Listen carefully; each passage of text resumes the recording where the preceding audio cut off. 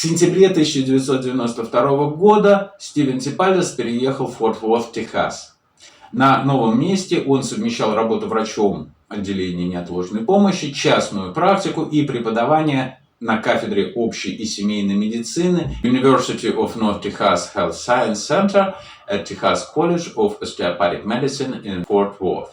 Книги «Модель фасциальных дисторсий» 2016 года, переизданной в 2019 году, доктор Маркус Нагель, инструктор ЕФДМА, пишет, что в неопубликованной статье августа 1992 года из сборника «Ноутбук», сформированного доктором Типальдосом к октябрю 1994 для ознакомления с его концепциями и их предпосылками некой новой коллегии по Manual Medical Center of Fort Worth, где доктор Типальдос работал, он представляет The Fascial Continuum Model, новую философскую и практическую модель для улучшения спортивной работоспособности и лечения мышечно-скелетных дисфункций и боли. Эта статья была в прошлом доступна на сайте fascialdistortion.com, но на сегодняшний день, увы, уже нет. Судя по описанию доктора Нагеля, значительная часть этого текста посвящена описанию организации и физиологии фасции. Судя по приведенным им данным и цитатам, многие сведения из этого сборника и из этой статьи, в частности, воспроизведены доктором Типальдосом в 4-м издании его учебно-методического пособия, которое вышло в 2002 году. Маркус Нагель также цитирует содержащееся в ней признание доктора Типальдоса слабости теоретического обоснования его концепции и заявление, что этот недостаток компенсируется результатами лечения, обоснованного ей. Доктор Нагель сообщает, что кроме этой статьи в подборку «Ноутбук» входят работы или фрагменты работ Уильяма Беккера, Бориса Долгособурова, Уильяма Шарпи, Джеральда Купера, Джорджа Снайдера. Работы Беккера, Долгособурова, Купера и Синдера составляют основу концепции Continuum Distortion. Работа Джанет Тревел и Дэвида Симмонса, а также Гарольда Купера и Гарольда Мэгоун обосновывают концепцию грыжи триггерной точки, и работы Берил Арбакл, Ангуса Кейти, Леона Пейджа и Раймонда Беккера описывают фасциальные тяжи и их патологические изменения. Кроме этого, сборник «Ноутбук» содержит материалы о миофасциальном релизе, законченные и незаконченные, опубликованные и не опубликованные тексты авторства самого доктора Типальдоса, в частности, уже упомянутая неопубликованная статья августа 1992 года, в которой доктор Типальдос представляет The Fascial Continuum Model, также статьи Trigger Band Technique, апрель 1993 года, Continuum Technique, апрель 1993 года, Introducing the Fascial Distortion Model, весна 1994 года, статья Cylinder Distortion, The Fifth Fascial Distortion Type, осени 1994 года, Review Qualis, октября 1994 года, 20 вопросов для проверки, понял ли читатель принципы ФДМ, и статья In Perspective, Physician Reality and Medical Models, врачи, реальность и медицинские модели, июля 1994 года. Философский текст о том, какие предпосылки лежат в основе медицины и насколько они зависят от моделей, а не от чистой реальности. То есть терапевтический подход, по мнению Типальдоса, определяется системой представлений, моделью, то есть упрощенным пониманием.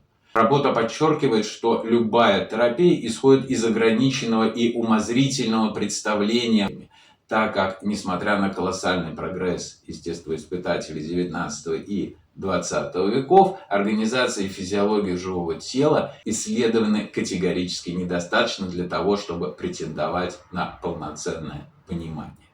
И в финале статья Cylinder Distortion июля 1995 года, учитывая, что ранее доктор Нагель пишет, что сборник «Тетрадь» был сформирован в 1994 году, Похоже, что объем архивных материалов авторства доктора Типальдеса, которым располагают инструктора ЕИДМА, сборником ноутбук не ограничен. Четвертая категория, которую включает сборник ноутбук, материалы ЭВДМ других авторов. Из нее доктор Нагель описывает неопубликованную статью доктора остеопатии Эли Хрикевич «Анатомическая и историческая перспектива триггерного тяжа, континуума и ФДМ». Это автор, кстати, упоминается и доктором Типальдесом о благодарностях его учебно-методического пособия 1997 года и доктором Георгом Харрером в 2021 году в лекции «История с неожиданными поворотами», посвященная истории открытия триггер-бэнд-техники и истории развития концепции триггерного тяжа. Эта лекция была прочитана им на собрании ФДМ-сообщества, приуроченного к 30-летию открытия триггер-бэнд-техники. На этом мероприятии доктор Харрер любезно предоставил возможность с ней ознакомиться. Эта статья создает впечатление, что целью ее автора было подвести под рассматриваемую в ней концепции доктора Типальдеса научную основу. Для этого она демонстрирует соответствие основных теоретических положений модели фасциальных дисторсий данным, опубликованным видными учеными. Ссылается на анатомические исследования, проведенные анатомами анатомической лаборатории Texas College of Osteopathic Medicine in Fort Worth под руководством самого доктора Типальдеса. Доктор Хрикевич отмечает, что пальпаторная картина триггерного тяжа HTP и континуум дисторсии на трупном материале сохранялась. Пальпаторная природа дисфункции оказалась сохраненной, пишет она. Данное замечание может рассматриваться как важнейший аргумент в пользу значения пальпации в диагностике рассматриваемых в этой статье дисторсий.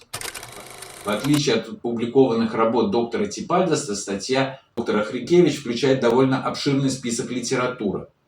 Эссе «Тайная жизнь фасция», которое мы подробно разобрали выше, не упоминается в книге доктора Нагеля. Вероятно, оно не входит в сборник «Ноутбук», к материалам которой он и некоторые другие ФДМ-инструктора, Европейская ассоциация ФДМ-терапевтов, имеют эксклюзивный доступ. Она также не упоминается и доктором Георгом Харрером в лекции «История с неожиданными поворотами». Это упущение можно оправдать тем, что книга Маркуса Нагеля вышла в 2016 году, а доктор Харрер прочитал свою лекцию в 2021 году. Эссе же «Тайная жизнь фасции» было опубликовано в 2022. Забегая немного вперед, скажу, что в 2007 году, после третьего международного симпозиума, отношения между семьей доктора Типальдеса и членами Американской и Европейской ассоциации ФДМ-терапевтов осложнились, а в 2011 году были и вовсе разорваны.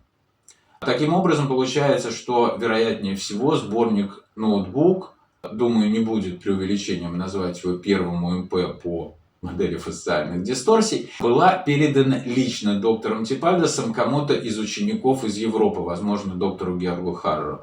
При этом они, то есть европейские инструктора, не обладают доступом к полному архиву доктора Типальдеса, унаследованному его семьей. Возможно, в том числе и этим, в числе прочего, можно объяснить заблуждение многих инструкторов ФДМ-ассоциаций, входящих в FDM-Go, о ведущей роли диагностического критерия body language, то есть жеста, которым пациент указывает топографию своего дискомфорта, возникновении и становлении модели фасциальных дисторсий. Отдельно отмечу, что в цитатах из текстов из ноутбук, приведенных доктором Нагелем в его книге, нет ни одного упоминания жеста, как нет и упоминания body language в определениях триггерных тяжей, данных доктором Типальдесом в его печатных работах разных лет, которые были собраны доктором Георгом Харрером и продемонстрированы им на лекции «История с неожиданными поворотами» в 2001 году. Напротив, доктор Харрер говорит, что самое раннее из найденных им определение триггерного тяжа, любая фасциальная дисторсия, движение, которое можно спровоцировать в ходе лечения, по определению является триггерным тяжом. В статье «Триггер Техника», опубликованной в журнале Американской академии остеопатии в январе 1994 года и перепечатанной британским The Osteopath летом 1995 года, доктор Ципальдос пишет, что пальпаторные навыки развиваются у практикующего его метод лишь со временем. Но, подчеркивает он, даже опытному специалисту следует во время лечения прежде всего ориентироваться на комментарии пациента.